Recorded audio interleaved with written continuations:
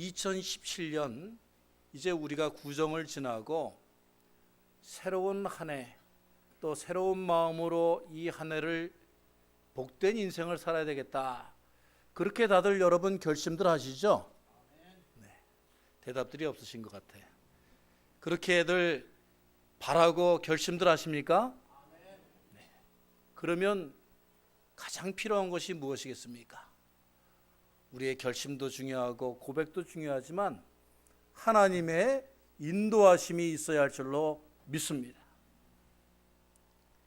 그런데 하나님을 만나지도 않고 하나님을 구하지도 않고 하나님 앞에 아뢰지도 않고 하나님의 인도하심만을 바란다 하는 것은 모순이 있는, 뭔가 잘못이 있는, 전후가 바뀐 그러한 믿음이고 신앙생활이다 하는 것입니다. 우리의 인생이 매일매일 같이 혼란과 환란이요 시험과 걱정 밖에 없기 때문에 우리들이 하나님께 집중할 수 없도록, 하나님을 찾아 구하고 만날 수 없도록 하는 것이 사실입니다. 그러나 우리들의 인생의 키, 우리들의 인생을 주관하시고 우리들을 주님의 선한 그 일을 위하여, 하나님 나라를 위하여 이끄시는 분은 하나님이시다 라고 하는 신앙의 목적을 분명히 하는 오늘 이 주일이 되시기를 주의 이름으로 다시 한번 축원합니다. 우리들은 불신의 시대를 살고 있습니다. 믿을 사람도 없고 믿을 곳도 없어요. 한국에 사자 돌림 직업을 가진 사람들이 다 믿을 수가 없는 존재가 되었다고 그래요. 여러분, 교사를 믿을 수 있습니까? 의사를 믿을 수 있습니까? 검사를 믿을 수 있습니까? 판사를 믿을 수 있습니까? 솔직히 얘기해서 요즘 시대에 목사도 믿을 수 있습니까, 여러분? 그래도 여기 있는 목사는 믿어주시길 바랍니다.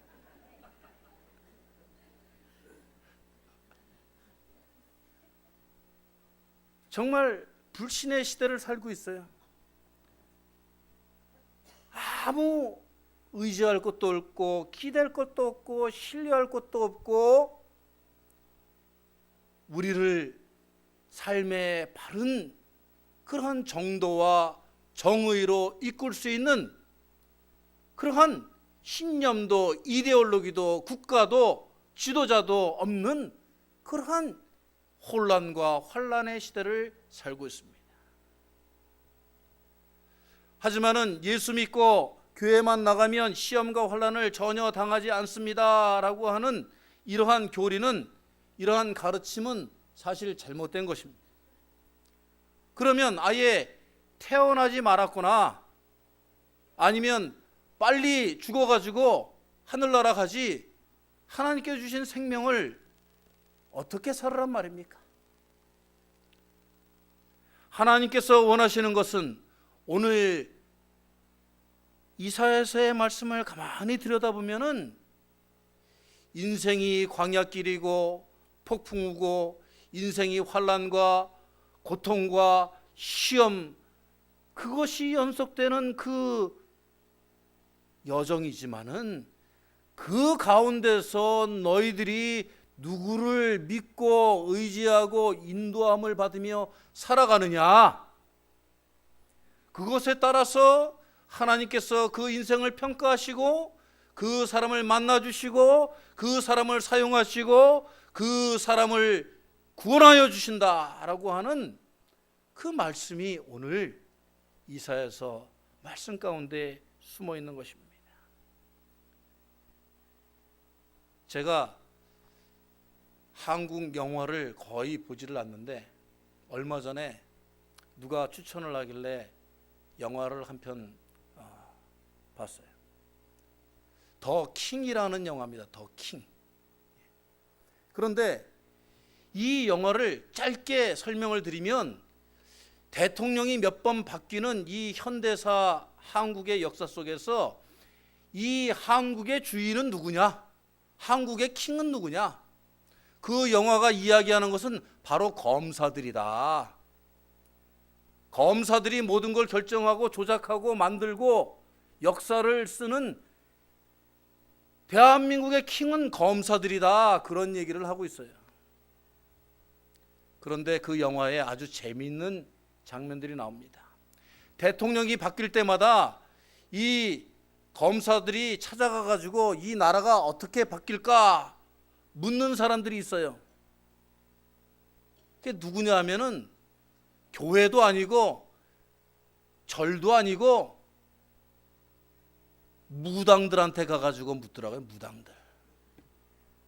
무당이 이렇게 숟가락통 막 흔들어 가지고 젓가락 탁 펼치고 쌀 갖다 확 붓고, 그래서 다음 대통령은 누굽니다. 그러면 이 검사들이 거기서 춤을 추고 거기에 따라서 이 사람들이 나라를 움직이는 거예요.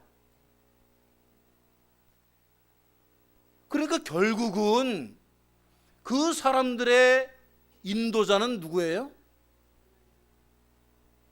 아니죠. 하나님이 아니죠. 무당들이죠. 무당들.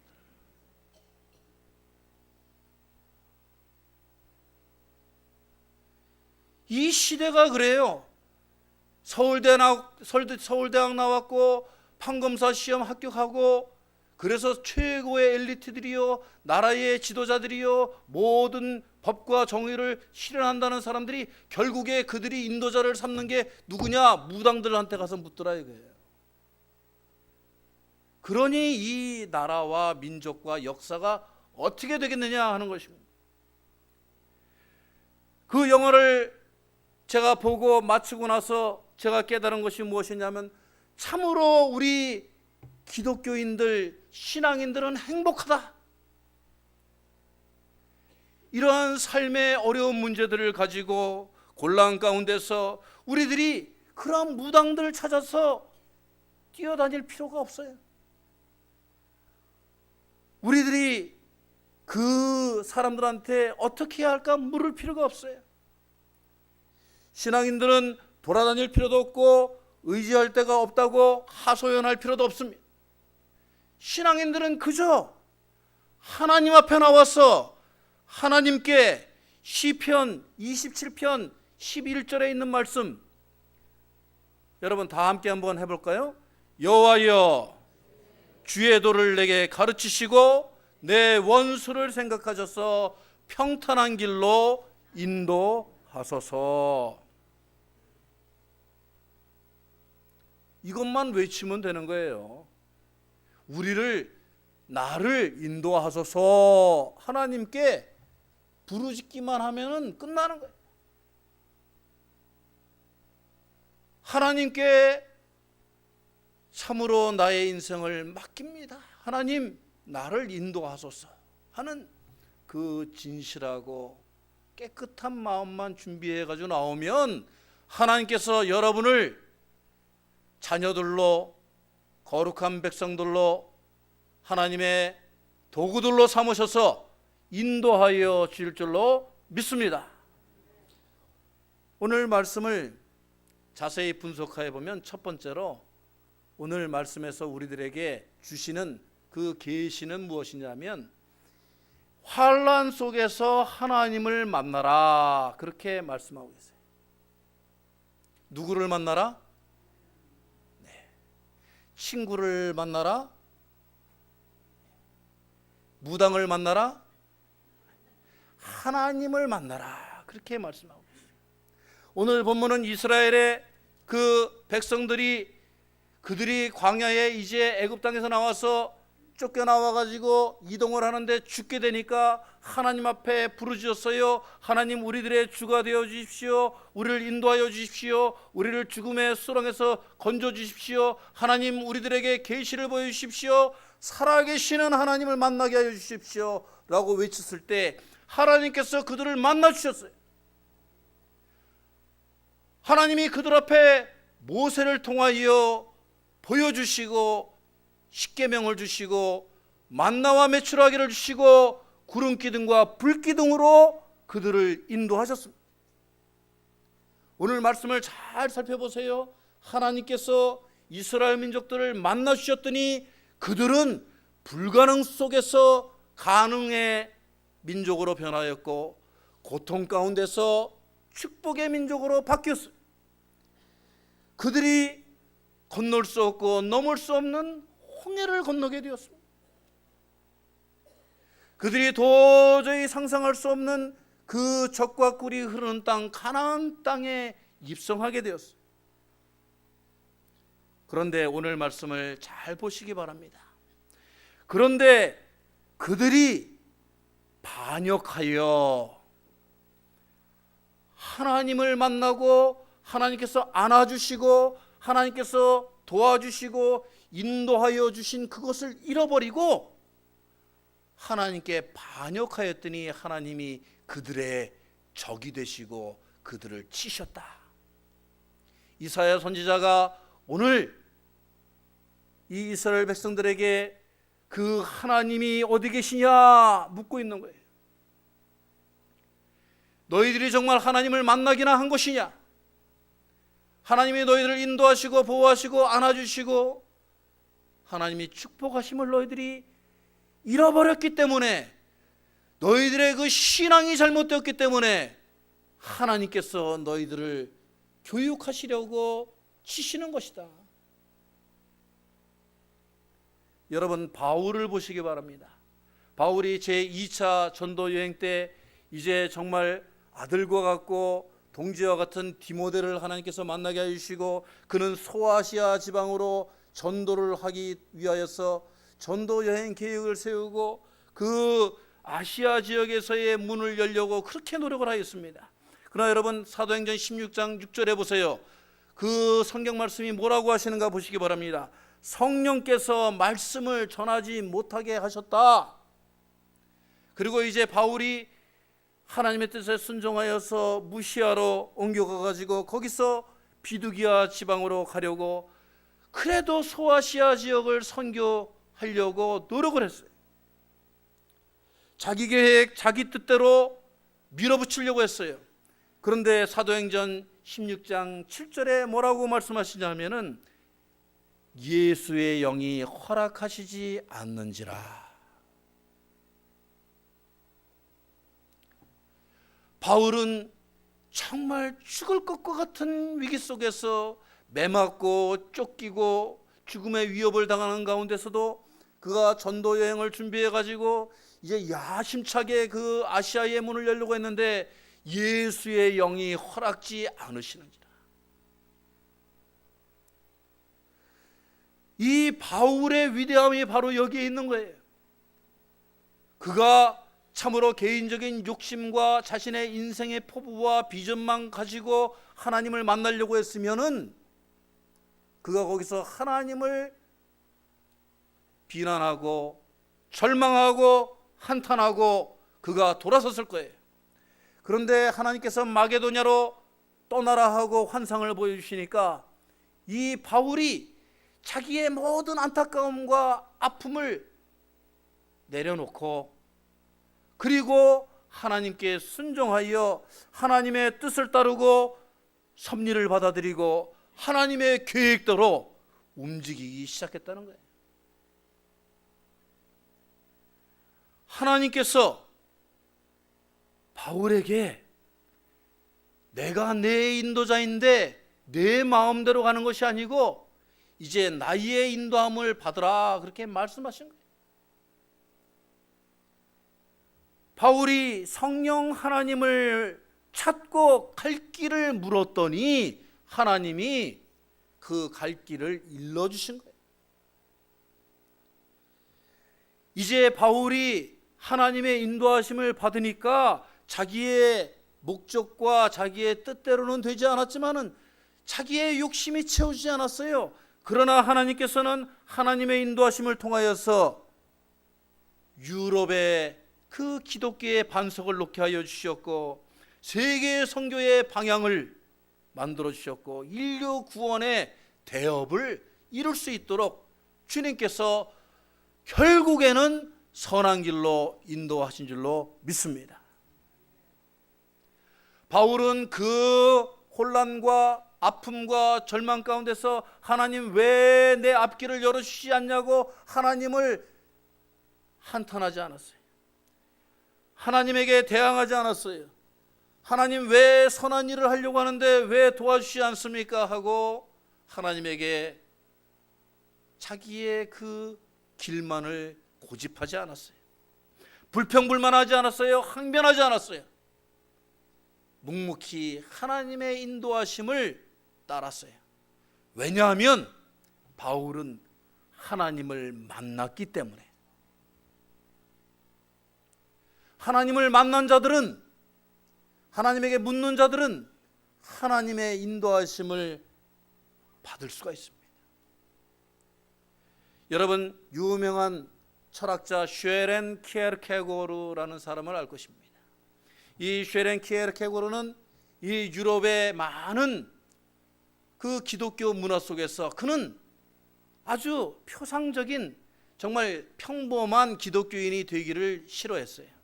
주일 예배에 참석하고 그냥 성경 말씀 읽고 그런다고 기독교인이 다 된 것 마냥 그렇게 살고 싶지 않았어요. 그는 항상 그렇게 얘기했습니다. 인간의 실존은 하나님 앞에 있는 것이다. 나의 실존이 하나님 앞에 서 있다는 것을 자각할 때 그가 진정한 신앙인이 되는 것이다. Existenz ist vor Gott. 독일어로 하자면 우리들의 존재는 하나님 앞에 서 있는 것이다. 그리고 그는 나중에 노년에 이런 말을 했어요. 우리들의 인생은 거꾸로 이해되어진다. 당시에는 몰랐지만, 당시에는 내가 깨닫지 못했지만은 하나님께서 나의 인생을 인도하셨구나. 이러한 고백이 여러분에게서 흘러넘치시기를 주의 이름으로 축원합니다. 사람이 마음으로 자기의 길을 계획할지라도 그 길을, 그 걸음을 인도하시는 분은 하나님이시다. 시편의 그 고백, 다윗의 고백과 이 키에르케고르의 고백이 얼마나 흡사해요. 우리가 계획하는 길, 내가 바라는 길, 내가 원하는 길, 내가 성취하고 싶은 그 길만이 하나님이 인도하시는 길이 아니라는 거예요. 지금 내가 혼란 가운데 있고 절망하고 아파하고 눈물을 흘리고 고통을 당하고 있지만 바로 이 길이 하나님을 만나기를 원하고 하나님의 그 선하신 인도하심을 구하실 때 이 길이 하나님의 그 계획하신 길일지도 모른다 하는 것입니다. 저는 어둠 속에서 주님을 만났네라는 이 복음성가를 굉장히 사랑합니다. 제가 노래 실력이 별로 없기 때문에 제가 복음성가를 직접 부르지는 않겠습니다만 여러분 이 가사를 잘 들으시기 바랍니다. 바람 속에서 주님을 만났네, 평화의 주님을. 눈물 속에서 주님을 만났네, 사랑의 주님을. 어둠 속에서 주님을 만났네, 사랑의 주님을. 이제 다시는 외로움도 두려움도 없으리. 오 주님, 나의 참 목자 되시네. 할렐루야. 오늘 이사야 선지자는 이스라엘 백성들에게 지금 묻고 있습니다. 너희들이 하나님을 만났느냐? 하나님의 인도하심을 체험했느냐? 그 하나님이 지금 어디 계시냐 하는, 하나님을 만났던 그 확신과 그 고백과 그 믿음은 지금 어디로 갔느냐?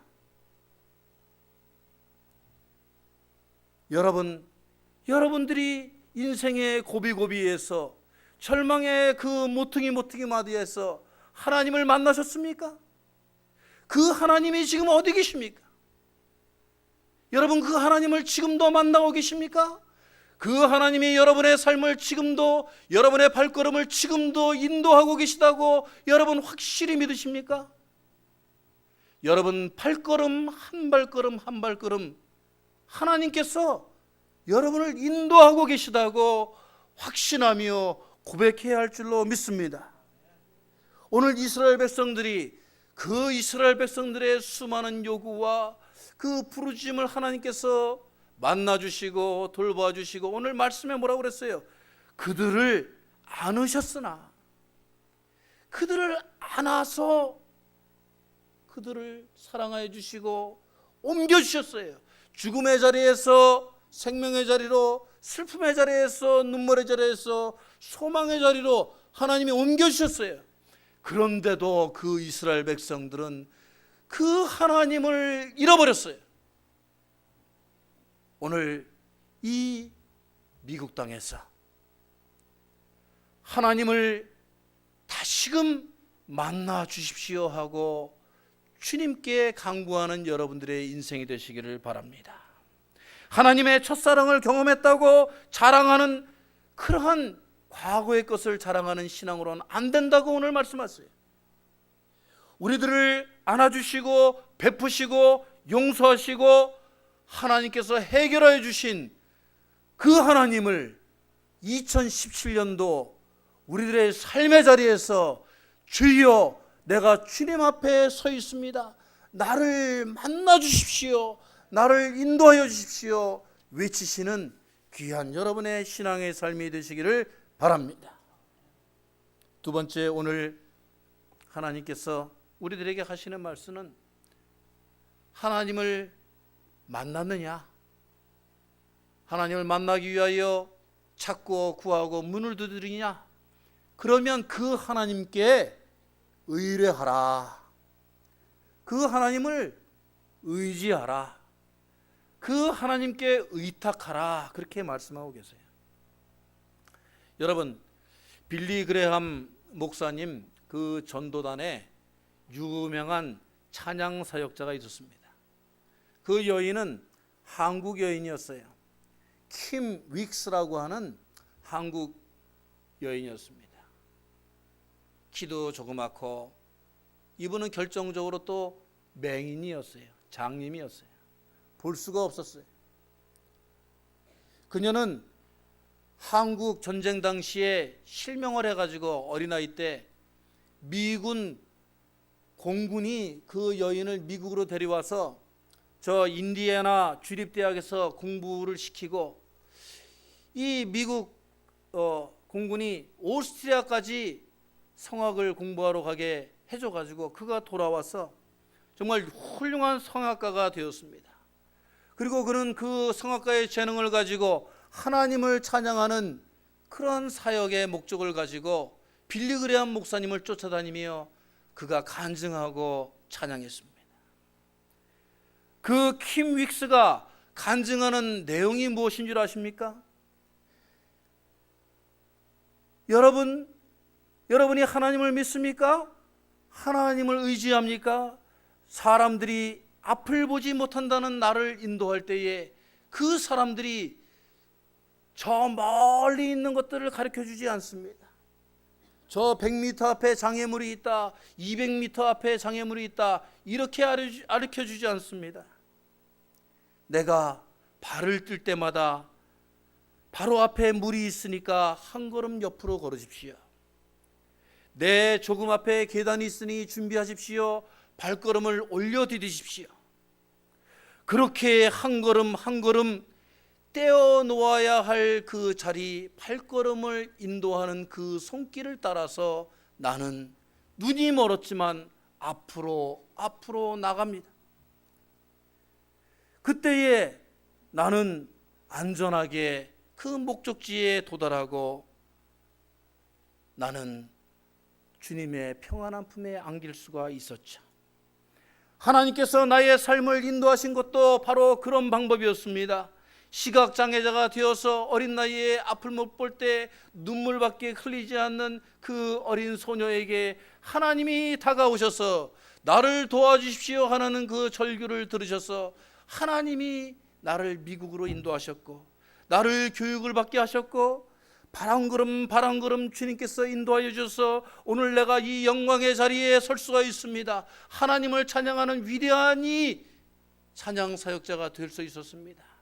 여러분, 하나님에게 앞길을 인도해 달라고 보이지 않는 나의 삶에서 나의 발걸음을 인도하여 주십시오. 주님께 부르짖기만 하십시오. 하나님이 담당하십니다. 할렐루야. 이 킴 윅스, 이 찬양 사역자가 우리나라에 와서 많은 성도들에게 하나님의 살아계심과 위대하심과 인도하심을 통하여서 많은 죽어가는 자들을 구원하였다는 것입니다. 그러니까 우리가 하나님의 그 인도하심을 구할 때에는 단계가 있어요. 단계가 의탁해야 됩니다. 첫 번째로 하나님께 자신을 맡기는 거예요.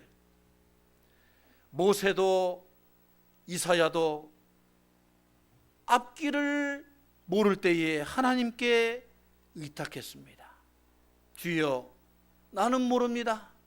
그러나 내가 여기 있나이다. 나를 보내소서. 그때 하나님께서는 부족한 것들을 교육시켜 주시고 모자란 것들을 채워주시고 동행자를 옆에 세워주시고 불가능한 것들을 가능케 하여 주셔서 하나님께서 나를 통해서 역사하시는 거지, 나를 위해서 하나님이 역사하는 게 아니에요.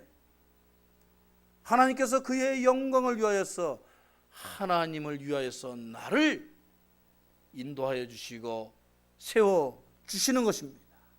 그러므로 잠언서 14장 26절로부터 27절 말씀 우리가 마음속에 깊이 간직해야 됩니다. 함께 읽어보겠습니다. 여호와를 경외하는 자에게는 견고한 의뢰가 있나니 그 자녀들에게 피난처가 있으리라. 어떤 자들에게 견고한 의뢰가 있나니, 경외하는 자에게는 견고한 의뢰가 있다. 하나님이 살아계시고 하나님이 계신다는 것을 확실히 믿는 자는 의뢰가 있어야 돼요. 의뢰가 하나님께 의뢰해야 돼요. 하나님께 맡겨야 돼요. 부탁해야 돼요. 그러면 하나님께서는 피난처를 준비하여 주신다. 그 다음에 우리가 고백이 있게 되죠. 하나님, 나는 죄인입니다. 그러나 나의 죄를 용서하여 주소서. 그때 예수 그리스도의 보혈의 피가 우리를 깨끗게 해주시고, 그 다음에 우리가 기도가 있죠.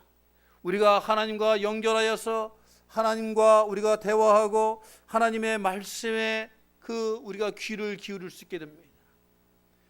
그리고 마지막 단계가 무엇이냐? 하나님의 인도하심을 받을 수 있는 마지막 단계가 무엇이냐면 생명의 말씀을 의지하는 것입니다. 무엇을 의지해요, 여러분? 생명의 말씀을 의지해요.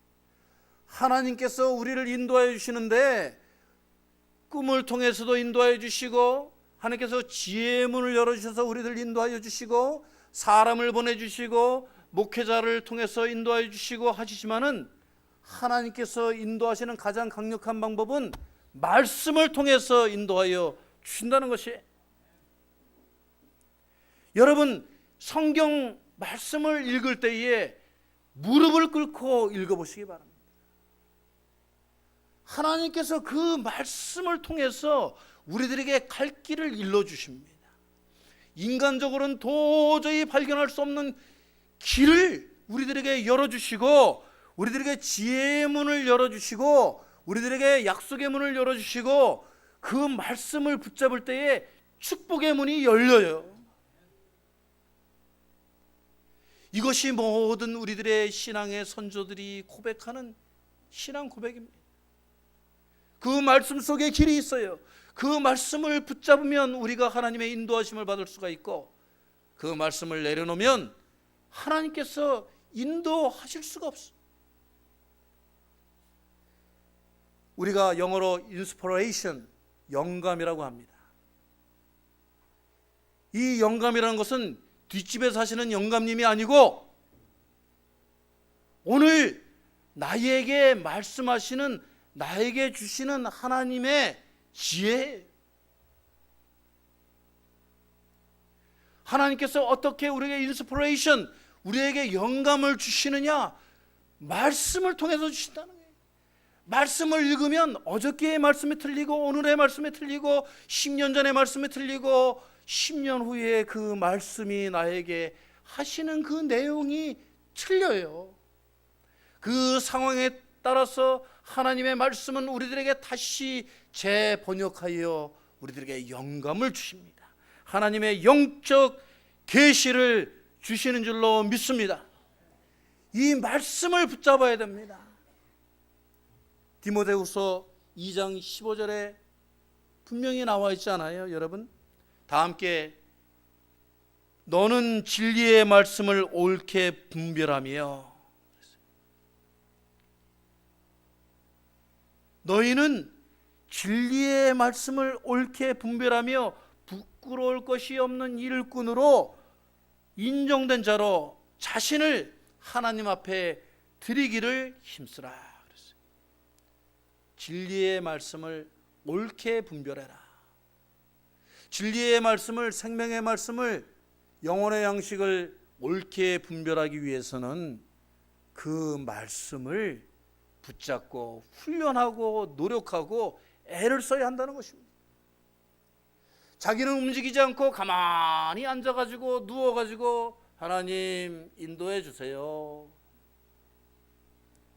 하나님이 어디에 계신지는 잘 몰라요.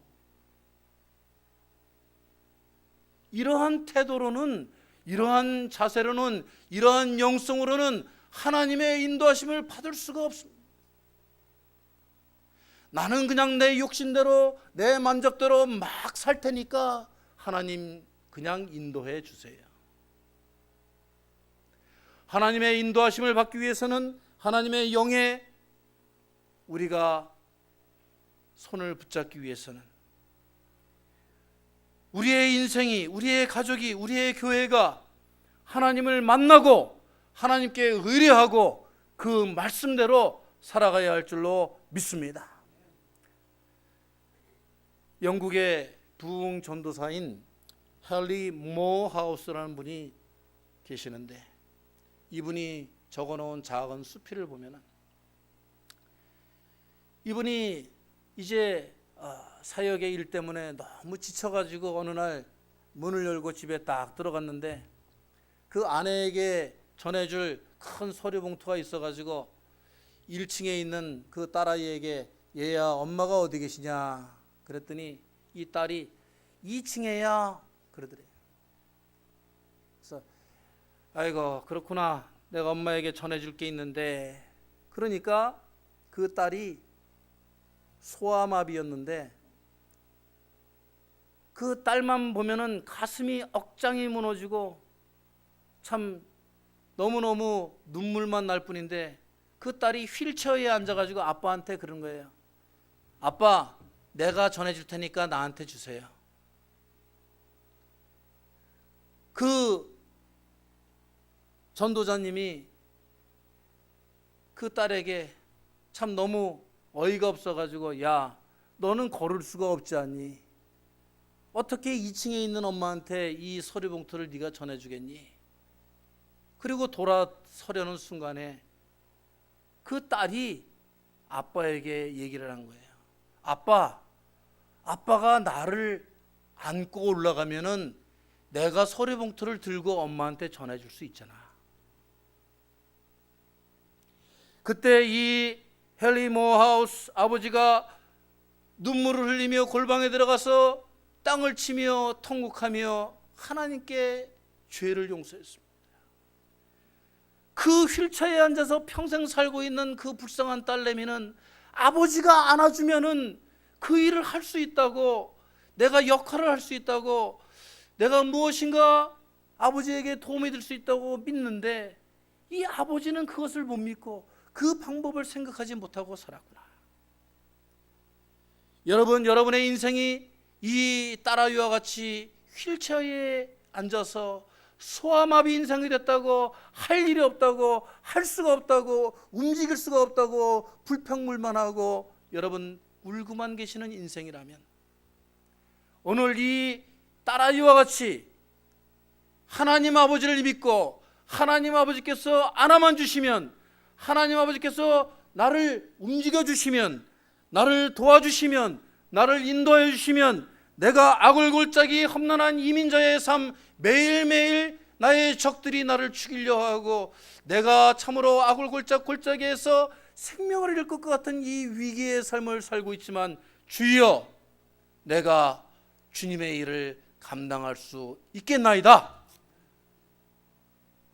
오늘 여러분 이사야서 14절의 말씀을 보세요.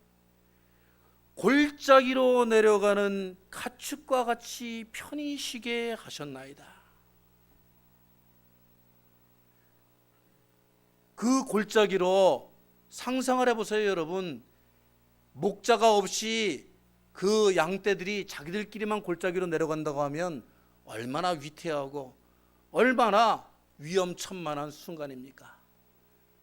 그러나 그들에게 목자가 계셔서 여호와 하나님께서 인도하셔서 골짜기로 내려가니까 그들이 편하게 내려갈 수 있었다. 그리고 그들을 편히 쉬게 하셨다. 그들을 참으로 하나님의 영광을 위하여 영화롭게 하셨다. 여러분, 우리들의 인생이 여호와 하나님을 만나고 여호와 하나님의 인도하심을 받고 여호와 하나님 앞에 맡겨버리는 인생을 살 때에 우리는 편안하고 복된 인생을 살 줄로 믿습니다. 우리들의 개인의 삶뿐만이 아니고 우리 교회도 마찬가지입니다. 여러분의 가족도 마찬가지입니다. 풀어야 할 어려운 문제들이 있고 걱정들이 있고 곤란들이 있습니다.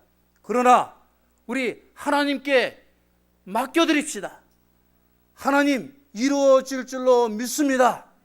주님께 의탁합니다. 주님께서 해결해 줄 줄 믿습니다. 이 시간 고백하며 나아갈 때 하나님께서, 살아계신 하나님께서 우리들의 인도자가 되어 줄 줄로 믿습니다. 다 같이 기도하겠습니다.